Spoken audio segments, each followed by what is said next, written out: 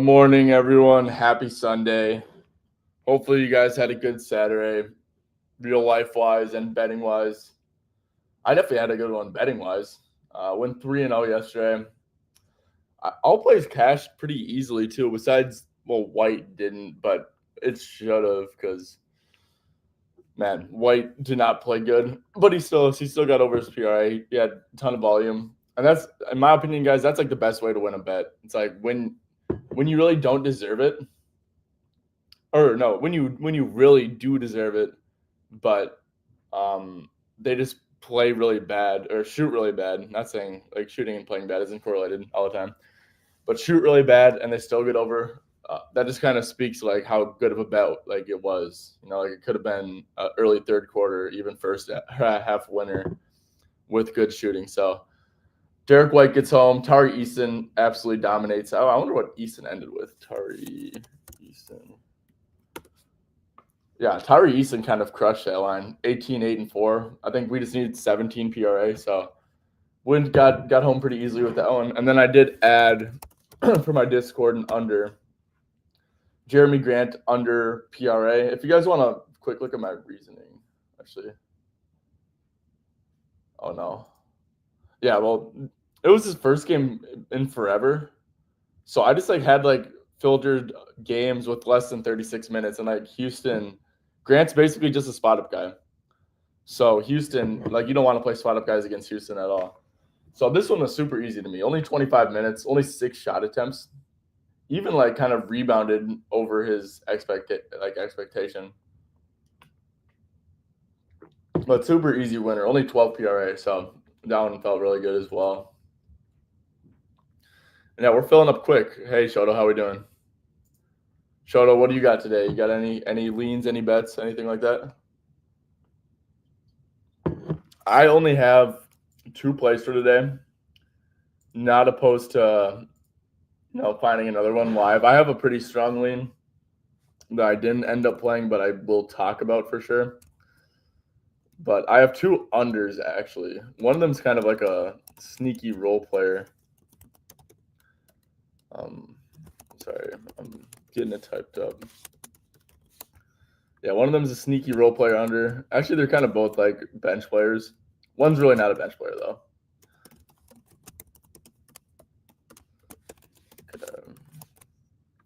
Sweet. Dame over 6.5 assists. Sweet. I'll definitely get to that in a little bit. We're already at 93 people, which is awesome. So obviously, when you get to 100, GC, Twizzy, appreciate you. GC, I'll get to that in a little bit.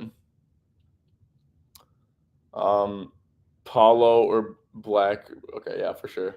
Awesome. I love that you guys are getting the comments going already. That's sweet. That's sweet. It's given because, like I said, I only have 2 plays today, so this would be a super short stream if I didn't have you guys commenting. So I do really appreciate all the comments already, especially considering we've only been live for a couple minutes. So, all right, we're at 99 people. We're at 100. Perfect. All right, time to get into my 2 plays. Let's start with the first one. This one feels sharp. Julian Strawther under 7.5 points. Julian Strawther is on the Denver Nuggets.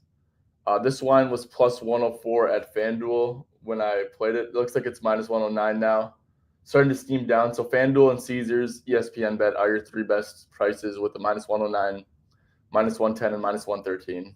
Obviously, I think I like this up to minus 125 or so. So why am I fading Strawther when he has this beautiful hit rate going on? He's been playing good.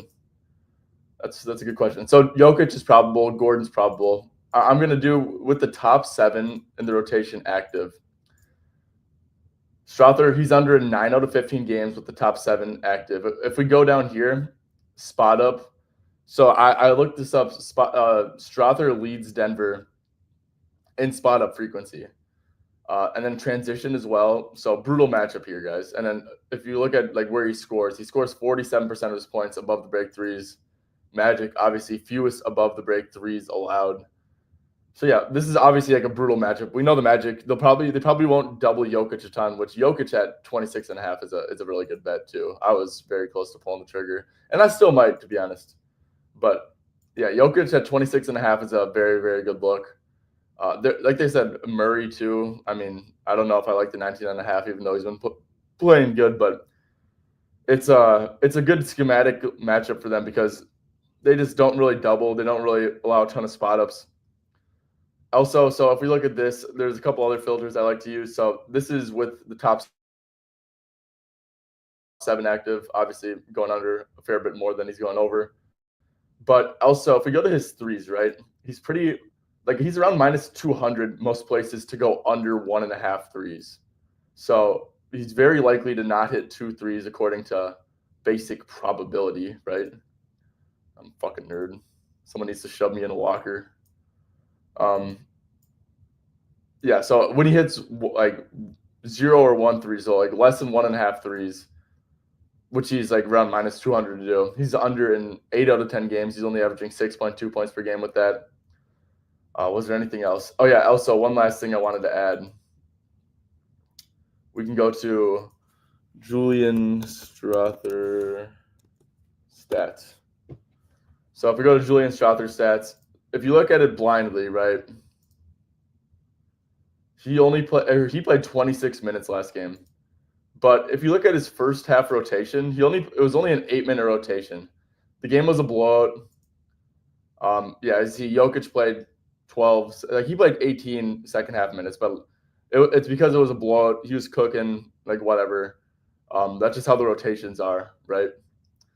So yeah, he was only pacing for if this game was competitive, I bet he only would have played maybe he played 18 minutes because he was playing good, but I don't know. I think that with everyone healthy, he's going to be around a 14 to 18 minute guy, just based off of that rotation last game. And Aaron Gordon, his minutes are coming up. Russell Westbrook's been playing good. Christian Brown's obviously a great defender. But if we go to Strother and then no filters, I don't want to use any filters besides minutes. Like I said, I think he's going to be around 16 minutes. That's what I'm projecting him for. So if we do 14 to 19 or 14 to 18.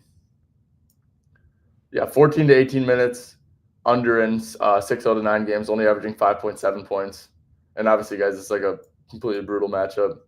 Even 14 to 19 under in 7 out of 12 games. So yeah, I just think that there's a lot going in his favor. It's a great sell high coming off of a blowout win, a game against Houston without Jokic and Gordon. Let's see, and then these Mavs games that were okay, he did play a lot in this one. Yeah, but then this one he only had 3 points, 5 points, 18 minutes. So yeah, I just don't see big minutes for Strother. I think this is literally the worst matchup, or this is the worst matchup in the league for him.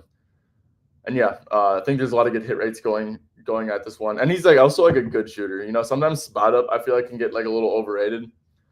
Because if you're a bad shooter, of Russ, Russ just might be left open regardless, right? That just might be in the scouting report. You're not gonna not help off of Russ, but Strother is a legit good shooter, and the Magic just don't want to give up threes. They don't want to give up easy catch and shoot threes. So Strother is a legit good shooter. I was thinking about fading Brown. He's a fine shooter. He's not a legit good shooter. It's a really bad matchup on paper as a transition and spot up guy. But yeah, Strother's a legit shooter, guys. So he definitely will not get left open whatsoever for easy spot up looks. So yeah, Strother under 7.5 points. Like I said, playable lines at FanDuel. Also looks like someone's betting this shit. Hell yeah, dude. People are actually getting it in because the FanDuel line moved a fair bit. So now the best prices are ESPN and Caesars. All right, cool. Another fade. Let's move on to the next one. Fading D'Lo. So we're good. Honestly, this low-key was in my process. Where's D'Lo? Okay. We're obviously getting a good sell high spot, dude, because he just played against the Lakers. No shit, bro. No shit he was going to be chucking. No shit he was going to be putting up good numbers. Dude, he was going up against the Lakers. The Lakers are a terrible defense to begin with, and yeah, Jordy was gonna play him extra minutes. So first of all, the game was hyper competitive, right? We got a 17-point spread. I get that D'Lo's coming off the bench, but dude, he's a good player. So he's a vet. He's a good player. He's not gonna be getting garbage time minutes or he's not gonna be getting he's not going to be closing the game if they're down 30. You know what I'm saying? So yeah, played 27 minutes. The game was hyper competitive. The game before that, he only played 21 minutes. And yeah, the game before that, he did get hurt. He was only at 14. So yeah, I don't know. I think he's like going to be around like 23 or 24 minutes or so. And it's just against OKC, right? Like I think it's just being objective. I think it's going to be hard for him to be at a PRA per minute against OKC. I guess Shea is questionable. If he doesn't play, it doesn't matter because then they're going to start, or then they're going to play. Like as long as they have Case and Wallace, Dort, and Caruso, one of the three are going to be on him. That's just like such a brutal matchup, dude. Second fewest points per game to pick and roll handlers. Obviously, blitzing him would make sense. They don't have Hardenstein. They don't have a good drop coverage big. Second in transition. He's not playing a spot up role because this is his season long stat. So like, of course, he was doing a lot of spotting up with the Lakers because playing off ball next to LeBron, Reeves, guys like that. AD getting a lot of post touches and getting spot up looks off of doubles and stuff. Yeah, he's not doing that at all. He's like strictly going to be like isolation, pick and roll ball handler, transition with the Nets. So just like absolutely, it's the worst matchup in the league, basically. And he's coming off a game against Portland. Like I said, only 21 minutes. I was actually on his over here, 19.5 p. Like another reason, his line was literally 19.5 against Portland once he was announced coming off the bench. So Portland, terrible defense. Lakers, terrible defense. Highly motivated spot. Obviously, like Raptors, terrible defense. He went over against the Bucks. And yeah, he's been going over. Like I'm not about to say that, but like the thing is, he's really probably only going to play like 23 or 24 minutes. All of his shots are going to be of incredibly difficult quality. I mean, Brooklyn as a team might score like 80 points, 85 points here. Like if we're being completely honest. So yeah, I just think that D'Lo's in a good sell spot. He's had a lot of easy matchups, but he's just really not going to play that many minutes. They could easily get their shit rocked. They could easily score 80 to 85 points. And this is probably just like the worst matchup in the league it is the worst matchup in the league for a ball dominant guard. So yeah, think that there's a lot to like here. Another one, I kind of like Shea's under. Obviously, that's like a different thing. The more I think about this though, like this should be a game where Shea doesn't play in the fourth. So he'll actually have to be over a point per minute. And pick and roll handler number one. Yeah, obviously he could. He's really good, but yeah. Okay, let's get into some of the comments. Obviously, guys, get some of the comments going. So yeah, D'Lo under 22.5 PRA. I think it's a great sell high. I think these two respectively, I'm fading guys respectively in sell high spots that are in like the worst possible matchup for them. So yeah, kind of like what I got going on here with the unders. Okay, Dame over 6.5 assists.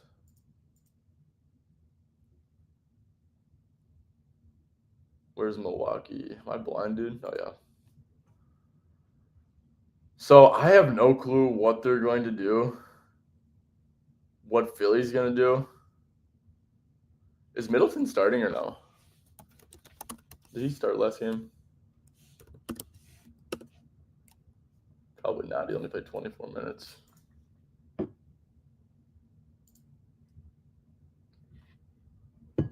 Okay, no. Let's go assists with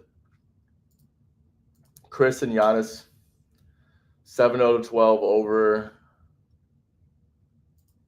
sort of like last 10 games because Joel's been missing every game. Assists. Okay, Philly's been giving up a ton of assists, which is nice. You'd like to see that.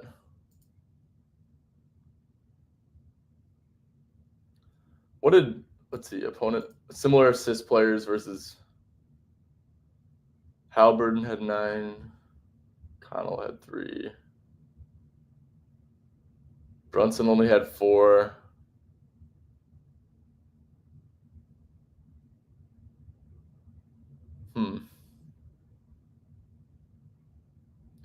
So yeah, I mean, guards have been going over their assist total against the Sixers by 27%. That's pretty good stuff.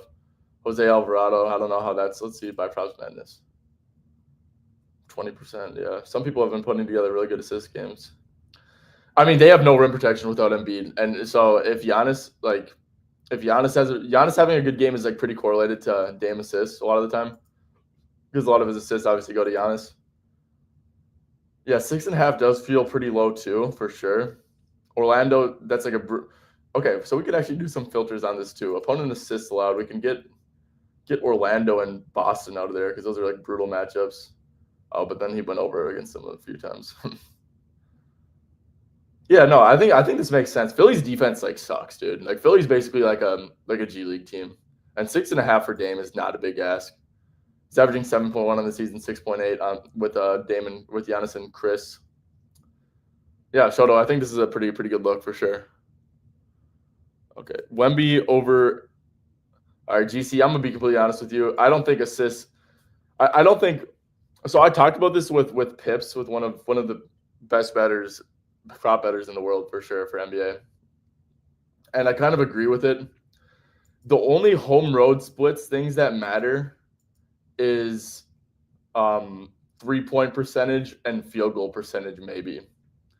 So like Wemby assists on the road, there's no correlation there's no real logical correlation to getting assists on the road, you know? Like there's no like mental like, oh, like Wemby's not gonna go walk into a road arena and be like, oh, I'm scared to shoot the ball because I'm not at home, so I'm gonna pass more. Like there's no correlation to that. Assists for Wemby are gonna be scheme based, and like, is he getting bodies thrown at him? Is he how does Wemby get assists, dude? I guess I don't watch enough Spurs. I would assume it's just like if he's gonna get schemed aggressively against. And good thing for you is that the Heat, if you do want to play Wemby assist, like home road, yes, it's like a little bit better. Like I said, there's no like logical correlation to that though. So the thing though is, yeah, it's like the Heat do scheme against best top options. That's like a Spoelstra thing. So there might be bodies thrown at Wemby and like doubles, which forces him to become a passer. So I do think that like we could look at, because they haven't played this year, but what did they do last year? So he had 7 assists against them last year on 7 potentials. Guys, I kind of don't even like trust potentials a lot of the time, especially with like centers who like do like dribble handoffs every now and then. Because a lot of times potentials just don't get registered. So 6 and 7 potentials, which is pretty good, to be honest, for Wemby. 7 and 3 assists against him. I think that just like how Spoelstra operates, it can make sense. Let's see, just overall, what's the line? So that's last year. So he's averaging 3.7 assists on the year. We could do 30 plus minutes because he started off the year playing like some like shitty random minutes and stuff. 16 out of 30. They allow a lot of catch and shoot, spot up stuff. The Heat do. So I do lean over, but yeah, just home road stuff, GC, for like anything besides maybe 3-point percentage, because that actually is a thing. Like people just like shoot better at home on the road and stuff like that, but especially at home because it's like a familiarity thing. Yeah, outside of shooting percentage though, I don't think that home road splits are much good for anything else. Twizzy, appreciate you. Did have a pretty good day yesterday. Paulo said, or Breakout said, Paulo or Black rebounds and assists.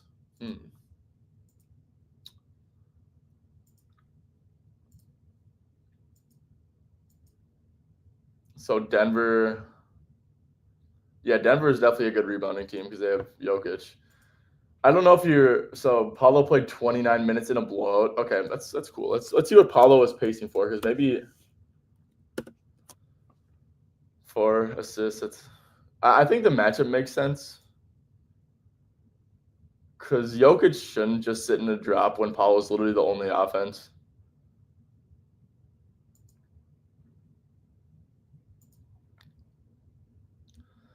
So 17 first half minutes for Paulo. Yeah, clearly he lost out on minutes due to blowout if you're only playing 4. This game should be close. I think Paulo maybe is going to be around 33 minutes here or something like that. So if we go to rebounds and assists, 11 and a half.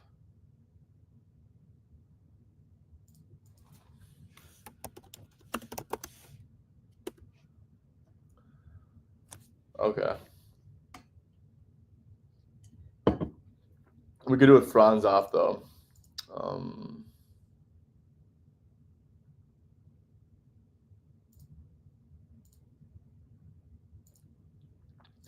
Try to get this stuff projected right. So I'm going to project him for 33 minutes here. I think that's fair. We could do with Franz off. Yeah, let's do that. Franz off.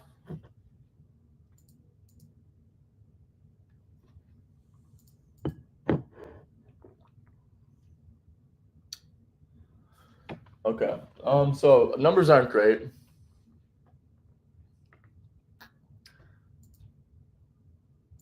Yeah, Nuggets do allow like a shit ton of assists though. Like they do play pretty aggressive and leak spot ups. So I definitely get it for sure. Yeah, I don't think it's a terrible bet. I think it's like maybe should be like at 12 and a half. So I think this makes a fair bit of sense. And also like, yeah, if I don't know who's gonna start at center for them. Is it gonna be Wendell? Or is Goga still out? Let's see, Magic injury report. Okay, Goga's still out, so that's good. Yeah, Franz is obviously still out. Maybe Wendell's like.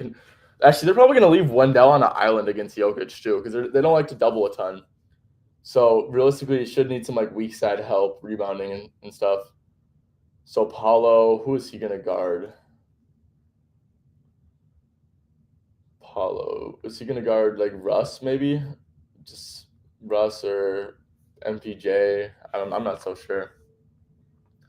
I could see. I think you can make a case for a decent assist and rebound matchup though for sure, especially assist matchup because they just leak a ton of assists. They need to overhelp because their defense isn't good and Jokic doesn't protect the rim on drives. So yeah, they'll have to overhelp for sure. Yeah, I think Paulo definitely does make sense. Anthony Black, I'm not so sure what to think about Anthony Black. Let's see. His minutes, he played 29 in a blowout. Let's see, close game, 37, 30 in a blowout too. So really good minutes from him for sure. Let's go like 26 plus, 6.5 rebounds and assists. And this is plus money too. So yeah, averaging 7.7, 9.017 hit rate. We could go with Franz off, with Goga off maybe, and then with Suggs off. Is there anyone else I'm missing that could? No, it should be good. So we could see Anthony Black, like project him for like 30 minutes or so. I think that makes fair sense.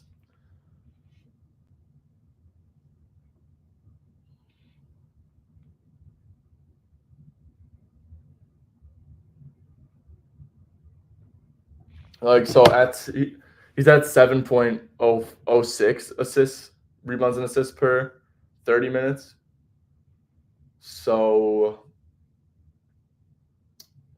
yeah, I guess it's plus money, so that's good. I'm not so sure it's like a crazy edge though, to be honest.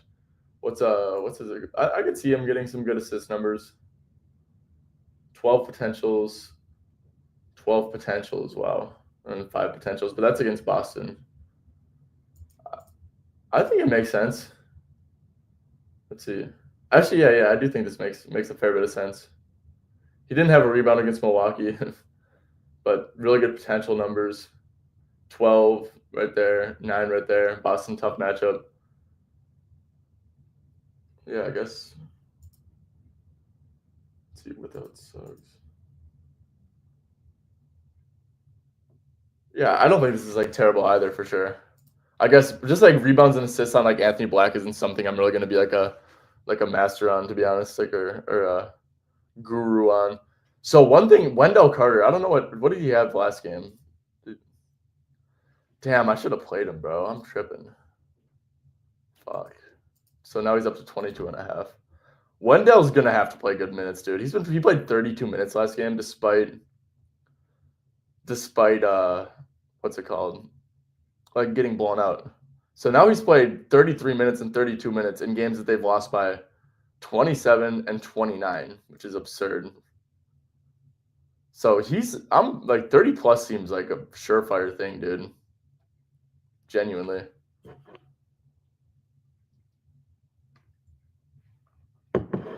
Yeah, I'm pissed at myself for not playing that two games ago. That was actually like super dumb of me.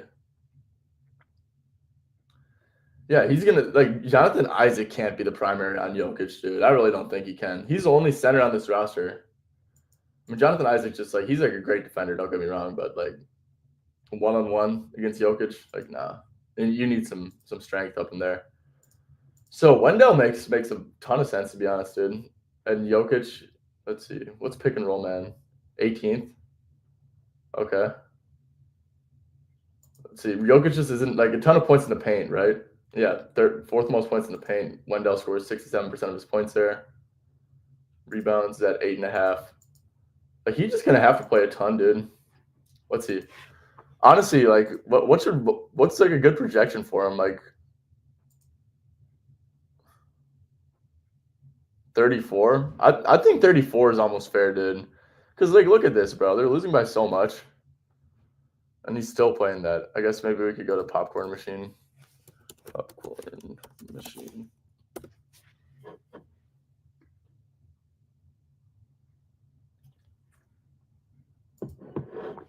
Okay, Wendell is he?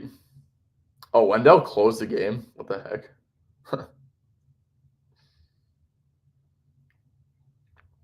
Okay, so maybe I'm being a little overzealous here with the. Why is he closing the game with like? I mean, that's definitely weird. What are you doing this? Okay, so he's blow proof. I guess. Okay, I'm probably gonna. What did Jonathan Isaac play? 20. So they did share the floor a little bit too. Yeah, maybe like 32 minutes is a good projection for him. Let me quick do a little something here. So Franz, Goga, and Suggs off. What's he and then Mo off? Actually, I'll leave Suggs on.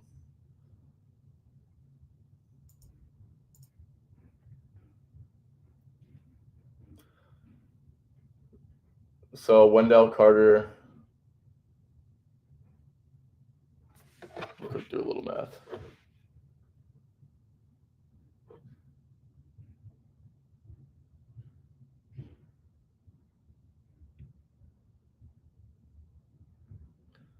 Oh shit.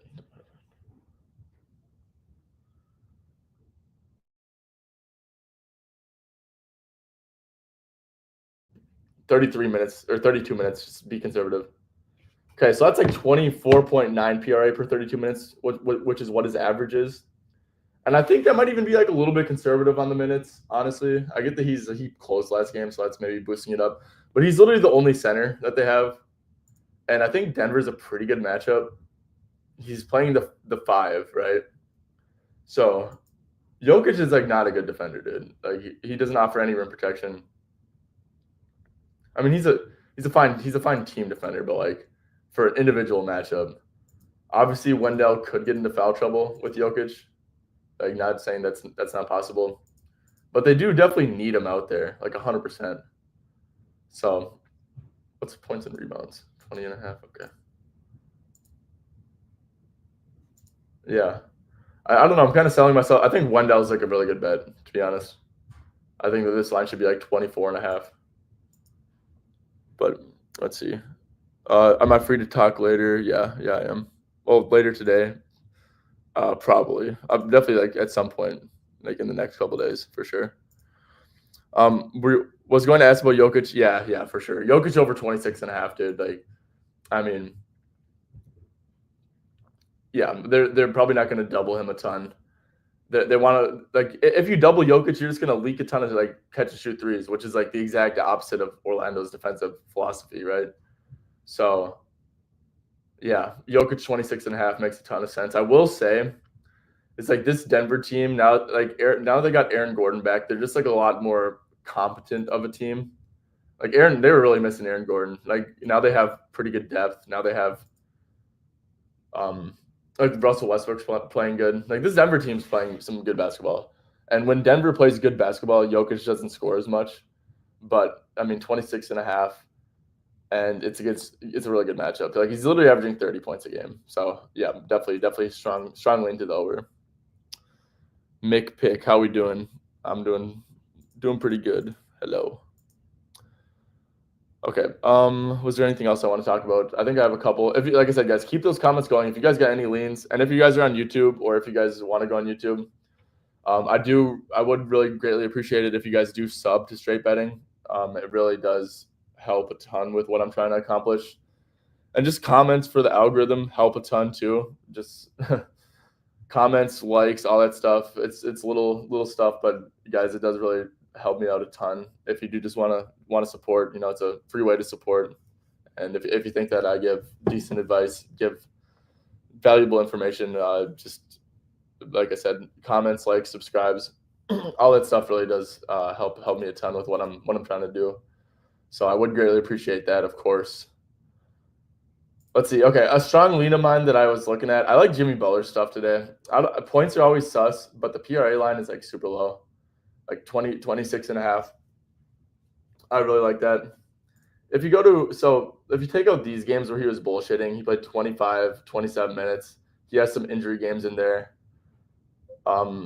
Yeah, this was an injury game, I believe, left early. And then Denver, another injury. So he has a lot of injury games. He has a lot of just like weird games. If we just go with 28 plus minutes, I mean, he played 33 in a blowout last game. I mean, averaging 33.6 PRA over an 11 out of 17 games, has like 25 plus in most of them. But the one thing that really does interest me, I think it's a great matchup for him to rebound. I don't like the 5.5 line. I feel like we deserve a 4.5 line, to be completely honest with you. Maybe not, but I wish it was 4.5.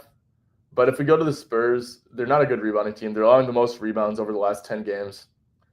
Jimmy's good on the offensive glass too, and they've kind of been getting crushed there as well.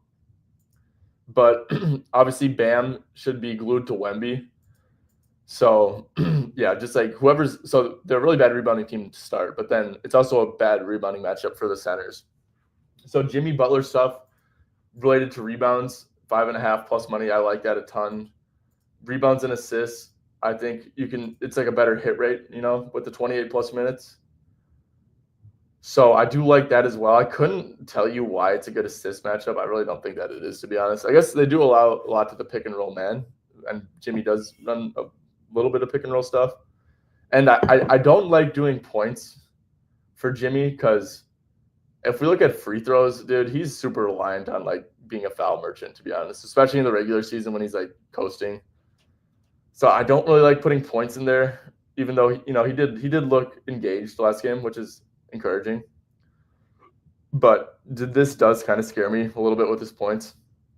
So yeah, Jimmy over 9.5 rebounds and assists. I do really like just rebounds. Like I know the hit rate's not great, and this is like super skewed. Like my goodness, super skewed by this, but I do really like his rebounds. I think they're like 4.5 on FanDuel. If you could find a decent pair, I don't know what it would be, but if you can find somewhat of a decent pair with 4.5 rebounds, or if you have Ladbrokes, I don't know what that is. I'm assuming that it's a international book, but obviously if you guys have Ladbrokes, I don't know what it is, like I said, but yeah, that one's a good look. Bam over 15.5 points. Twizzy, I'm gonna be completely honest with you, dude. Bam is like the last person I want to bet over points on. But yeah, I mean, pick and roll, man. I was really close to betting him to hit a 3, right? Because Wemby's gonna like sag off of him and protect the paint. And obviously Bam probably is gonna want to pick and pop against Wemby, right? Because he's just so damn long. I don't trust Bam to hit a 3, but I think it's a smart bet, right? Because this is definitely like one of the best. This was probably one of the best matchups for him to pick and pop.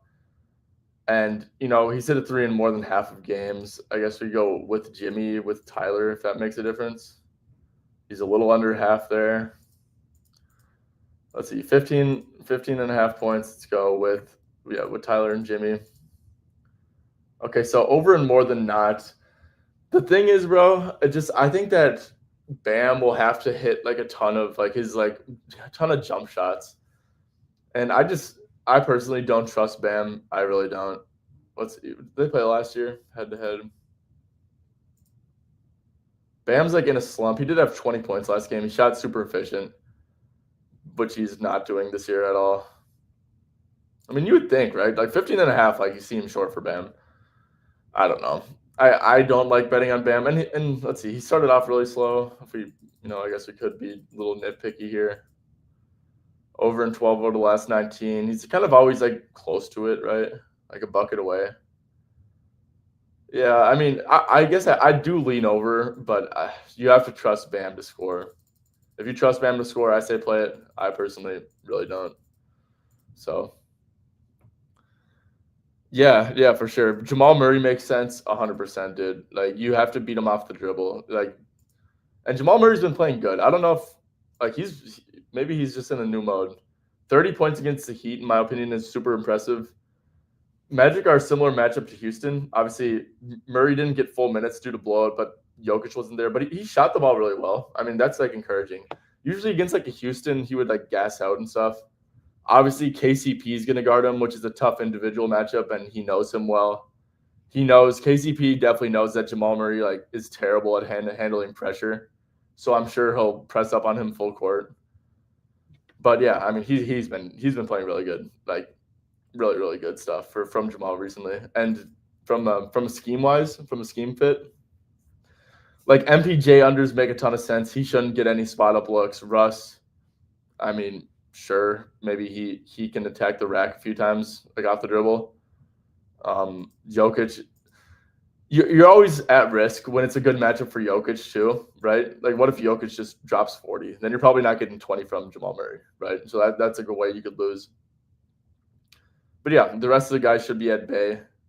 The spot up guys, MPJ, Strother shouldn't have spike games. Christian Brown, yeah, I definitely lean over to Jamal. I think it's fair. I think you're definitely buying high.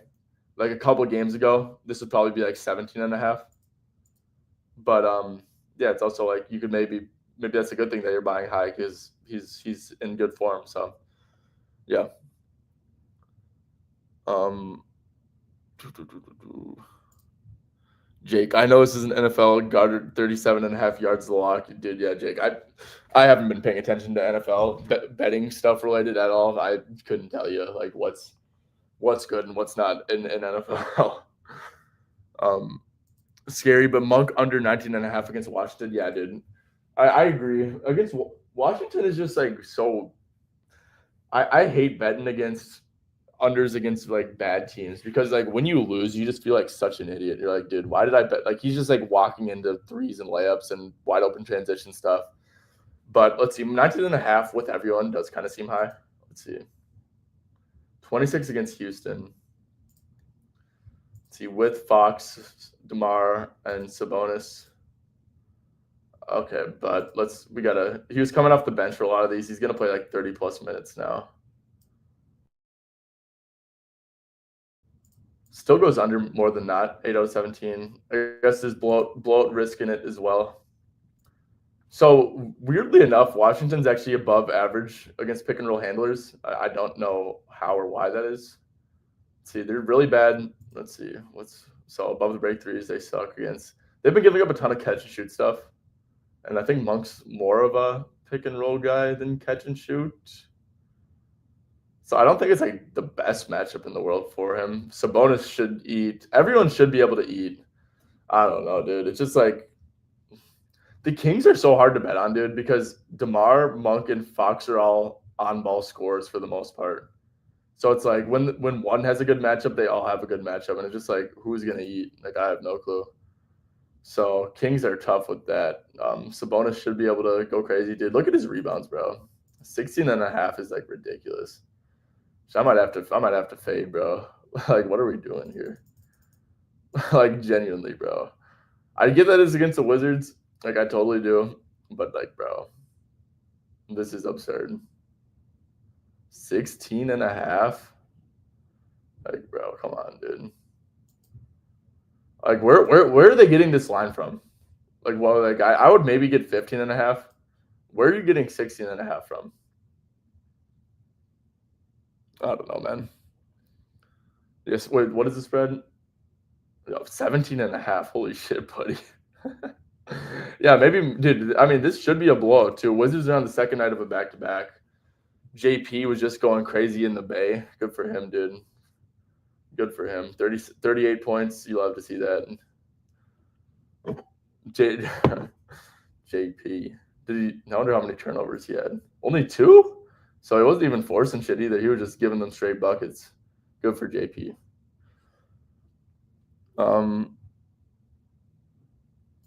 Saboner, yeah, I like Saboner 19.5 too, dude. Like, dude, who is guarded? Like, Sar. Actually, the thing is, low key, Jonas Valanciunas, he comes off the bench. So, like, I don't even know how many minutes they'll play against each other. But I remember last year, like, Jonas, like, low key beat Punk and Sabonis. Like, because Sabonis is so reliant on, like, punking his opponents, like, putting lower in the shoulder and, like, moving him off the spot to get his, like, layups up. And he really can't do that to Jonas. But, like, in the Sar minutes, dude, which Sar starts, so, like, most of them should be against Sar, he's gonna be punking his shit.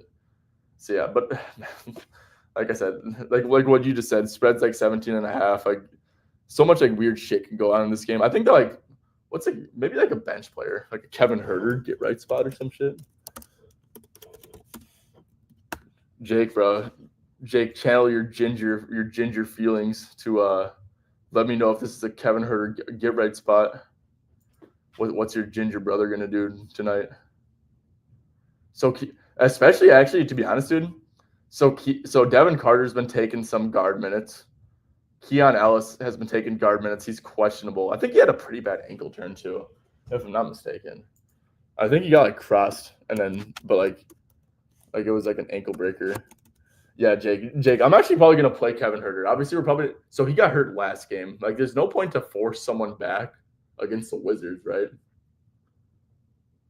So yeah, Red Velvet could be in a good spot too, and then that will actually 100% be an ad for me. So if we look at this, catch and shoot field goals made too, Wizards are allowing the most. I mean, that's like Kevin Huerter's game over the last 15 games. So Kevin Huerter stats. Like I said, we don't have a line, but dude, he's played terrible minutes. If we can get like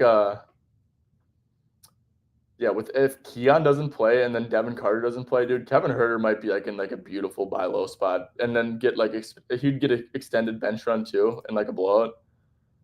Yeah, dude, Red Velvet. I'm definitely gonna play Kevin Huerter tonight once we get a line. Even if Keon plays, I probably will play Kevin Huerter because, like, what's the point of overextending Keon in this game environment? Yeah, I do too. Yeah, I don't. We don't have any Kevin Huerter props to look at, but that's going to be something I play probably. All right, AD under 27, under 12.5 rebounds, not rebounding versus Clippers. So Clippers are a good rebounding team. Do the Clippers have like? Oh yeah, Battle of LA. We should probably talk about that. That's like a fun game, right? Let's see, Clippers. We don't know if Davis is going to play. He randomly got ruled out right before the game. Okay, so Harden is questionable, and Zubac is questionable, and Powell's questionable. What the hell is going on, dude? So to be honest, Mick, I don't think you can handicap this game if you don't know if the starting center is going to be in, or you can't handicap Davis's rebounds correctly if Zubac isn't going to be in, right? I guess we could do. Let's see. Do I still like? I don't even know if I have stat muse. Anthony Davis logs versus Zubac. So you said under? Yep, against Zubac. Let's see. That was against, so recently 10, 10, 11, 9, 8, 10. Holy shit, buddy. So yeah, he does not find success. I guess Zubac is super physical, very strong player. Yeah, I don't, but you need to make sure that Zubac is going to play, right? So yeah, that makes sense. I think that like rebounding matchups against opponents centers, like center on center matchups, like are pretty sticky too, for the most part, especially when they've been on the same team, same stuff like that. So Yeah, and then Davis to begin with, 12.5 is a little bit hefty, right? 11.9 rebounds per game, under and 16 out of 39. So, yeah, I think that makes a fair bit of sense. What are Clippers' 6th fewest rebounds overall? And anyways, I don't mind doing defense versus position. I don't mind doing that against centers. Clippers, so pretty good against Clippers for an under too. Not too much. We could go like last 15 as well. They kind of been giving them up recently, but yeah, I don't know. That's weird. Yeah, I like that. Yeah, Jake. This is so Giannis 12.5 rebounds. That was because that this used to be a system play. That's Giannis when he plays again when Embiid plays, because uh because when Embiid plays, like Brook Lopez people guard, and he's not guarding Embiid, and it's like a Embiid centric offense. So like other people, non centers, just rebounding against Philly. So like every Embiid miss is basically getting rebounded by Giannis, right? So yeah, that's like that's like a system for when Embiid is playing and Embiid's not playing, of course. So let's see.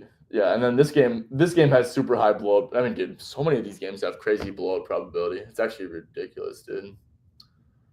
Yeah, the Sixers are terrible, man. So yeah, I probably wouldn't play it. I would play it if Embiid was playing, but not with Embiid. What do I think? Oh crap! What did I just do? Oh, nothing. Okay. What do you think about Jonas Valanciunas over 8.5 rebounds and assists? Um, let's see, Jonas. So a lot of his minutes should come in non-Sabonis minutes, and obviously Sabonis is a great rebounder, and then whoever's playing the backup five isn't. Like it's like Trey Lyles or some shit. He could have his way. A little bit juiced, but holy crap, really good hit rate stuff. With Alex Sarr.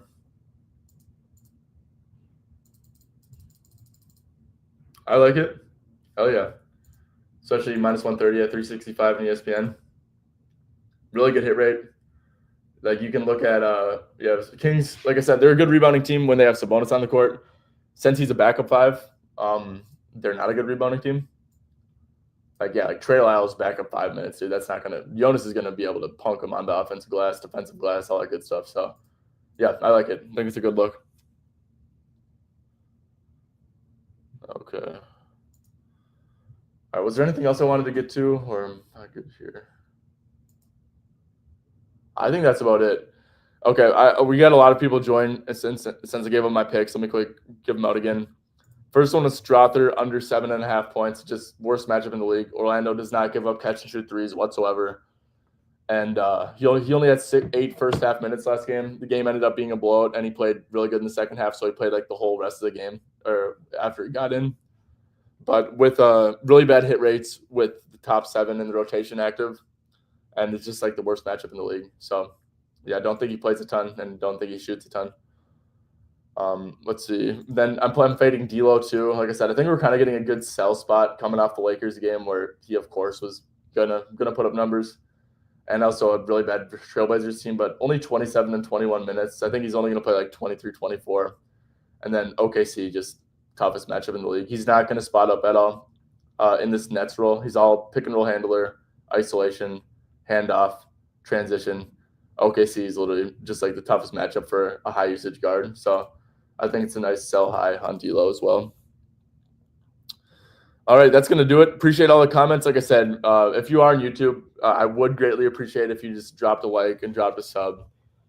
Like I said, it just helps me a ton with what I'm trying to do. So if you are on YouTube, if you could please quick do that. Like I said, I greatly would appreciate that.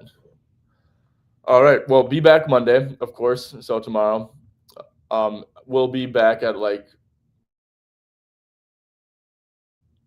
7:30 a.m. Eastern time with Ozbets, and then 9:45 a.m. Eastern time with JJ or J Sleeper Stats. So 2 streams tomorrow. Yeah, make sure you tune in for that. There'll be a lot of picks, a lot of analysis, a lot of people. So should be fun. All right. Well, appreciate everyone for tuning in once again. Hopefully you guys have a great Sunday. Good luck on NFL bets. Good luck on NBA bets. And yeah, just hopefully everyone has a good quality day.